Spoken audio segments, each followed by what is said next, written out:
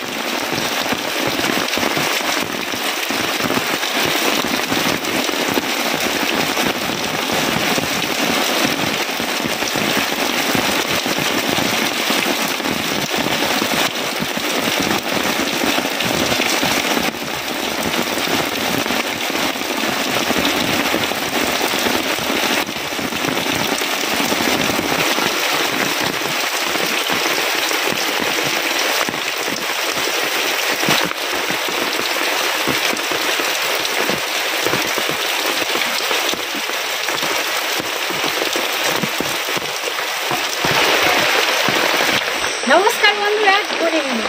আজকে বিকেল থেকে মুষলধারে বৃষ্টি শুরু হয়ে গেছে। আর এই বছরের মধ্যে বর্ষাকাল এখনো শুরু হয়নি, কিন্তু এই বছরে আমার তো মনে হয় সেরা বৃষ্টি হচ্ছে আজকে, যেভাবে বৃষ্টি হচ্ছে। আর সন্ধ্যে হওয়ার সাথে সাথে আমি মাছ নেওয়া করে বসে পড়েছি চা বিস্কুট।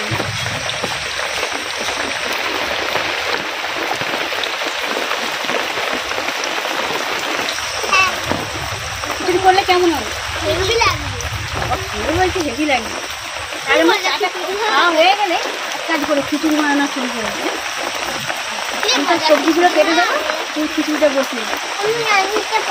তুমি রান্নাটা বসাবে, তুমি রসুনটা ছাড়িয়ে দেবে, এক খিচুড়ি হবে আজকে। জমিয়ে বৃষ্টি হবে, তার সঙ্গে গরম গরম খিচুড়ি আজকে রাখলাম, পুরো জমে গেছে। স্নেহা করলেও রাজি হয়ে গেছে খিচুড়িটা, তাই তো? ঠিক আছে, চলো।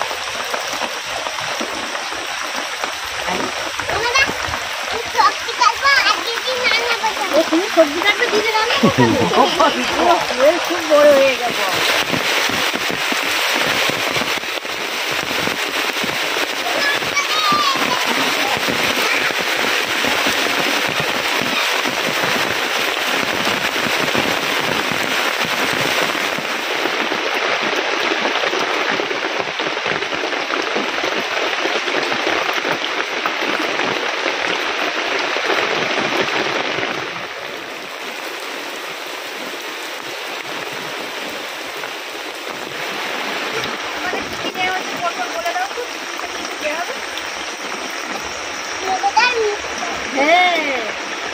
এইগুলো আর কি আছে বলো?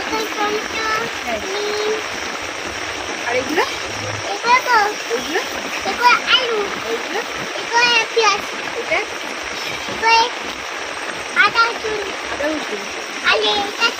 আদা। এটা কি মশলা? মিনু মশলা। আচ্ছা,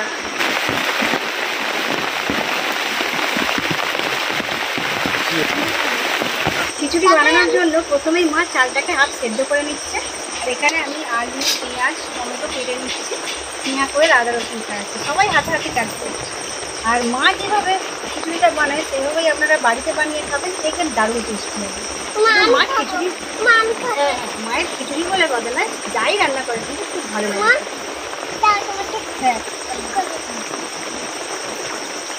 আমি দেখতে পাবো না তো, একটু খুলে না।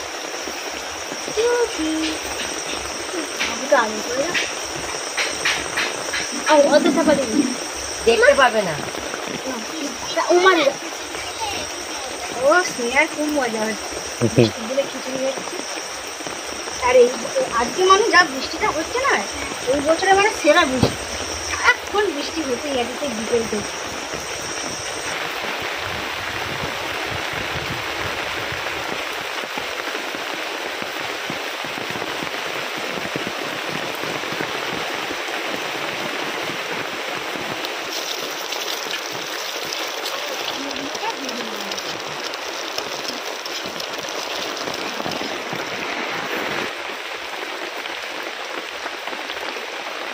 তেল গরম হয়ে গেছে, কড়াই দিয়ে দিয়েছি তেজপাতা, পাঁচফোড়ন এবং কাঁচা লঙ্কা।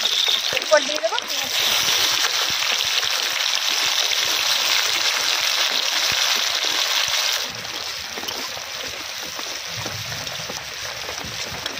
পেঁয়াজ কুচি ভালোভাবে ভাজার জন্য 1 চামচ লবণ দিয়ে দেবো। এরপর দিয়ে দেওয়া হবে 1 চামচ হলুদের গুঁড়ো।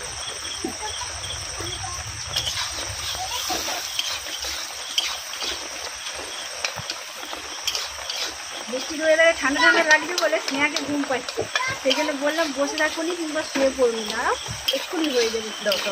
আর ওইদিকে কোয়েল খেলা করছে। পেঁয়াজগুলো ভাজা হয়ে এসেছে, এবার টমেটো কুচি দিয়ে দেবো।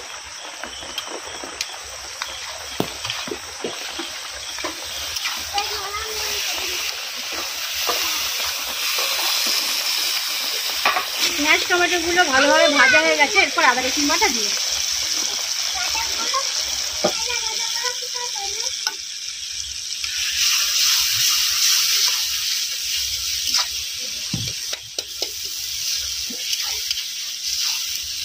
খিচুড়ি খাওয়াই মনে হচ্ছে, আর বন্ধ পেয়ে বেশি খিদে পাচ্ছে।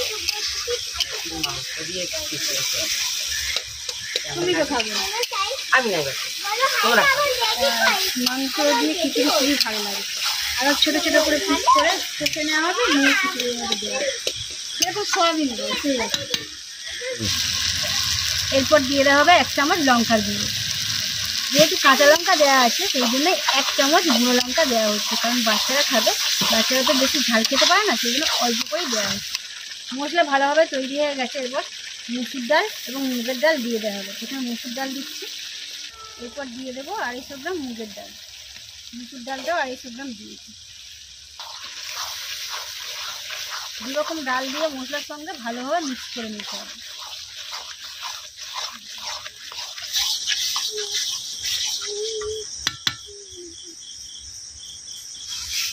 অনেকেই চাল ডাল আলু একসঙ্গেই বসিয়ে দেয়, কিন্তু সেই রকম খিচুড়ি বানালে অতটা টেস্ট লাগে না। ডাল আলাদাভাবে ভেজে আলু মশলা আলাদাভাবে তৈরি করে এইভাবে খিচুড়ি বানালে কিন্তু বেশি টেস্ট।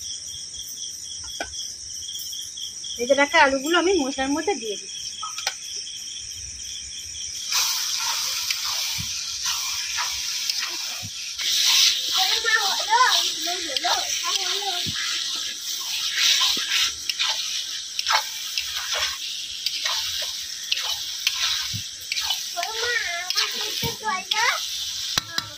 এরপর মিট মশলা দিয়ে দেওয়া হবে খিচুড়িটাকে আরো টেস্টি করার জন্য। এরপর 8 ফোঁটা চালের মধ্যে সমস্ত রকমের মশলাটা দিয়ে কিছুক্ষণ ফুটিয়ে নেওয়া হবে।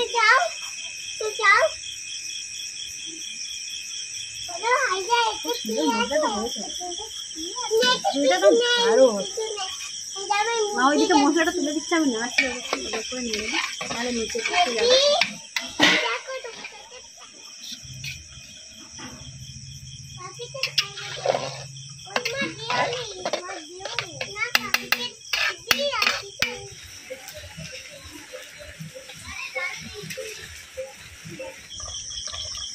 দশ মিনিটের মতো খিচুড়িটা ফুটে গেছে এবং ডালগুলো ভালোভাবে সেদ্ধ হয়ে গেছে। ডাল আলু সব রকমই সেদ্ধ হয়ে গেছে। এরপর ভেজে রাখা ডিমগুলো দিয়ে দেবো।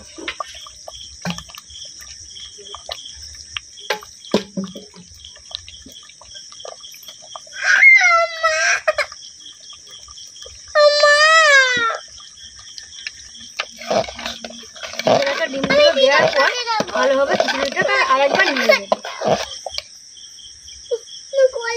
বৃষ্টিটা কিছুক্ষণ হলো থেমেছে, আর আমরা গরম গরম খিচুড়ি নিয়ে খেতে বসে গিয়েছি। খিচুড়িটা একটু গরম আছে বলে ওদেরকে হাওয়া দিচ্ছি যাতে একটু তাড়াতাড়ি ঠান্ডা হয়ে যায়। না এবার খেয়ে বলো কেমন হয়েছে। টেস্টি হয়েছে। ঠান্ডা করো, ফুক দাও, ফুক দাও। এমন করছে দেখো, এই দেখো আমার দিকে দেখো। খিচুড়িটা আজকে অসাধারণ হয়েছে। ওই দাও, ওই দাও, ওইরকম করে খিচুড়ি কর। পড়ে যাবি টাটা। আমি খাইয়ে দেবো, অবশ্যই বলবো। কোয়েলটা ছিল এইবারে স্নেহা জানো তো, যেই দিনে দিনের বেলা বৃষ্টি হবে সেই দিনে চিকেন খিচুড়ি বানানো হবে। ছোট ছোট চিকেনের পিসগুলোকে কষে নিয়ে দেওয়া হবে, খুব সুন্দর লাগবে খেতে। হ্যাঁ খেয়ে দেখো। নাও খাও, হাত দিয়ে খাও, হাত দিয়ে দেখো। এবার বলো কেমন হয়েছে? কি ওটা? খাওয়া করে দিই। হ্যাঁ।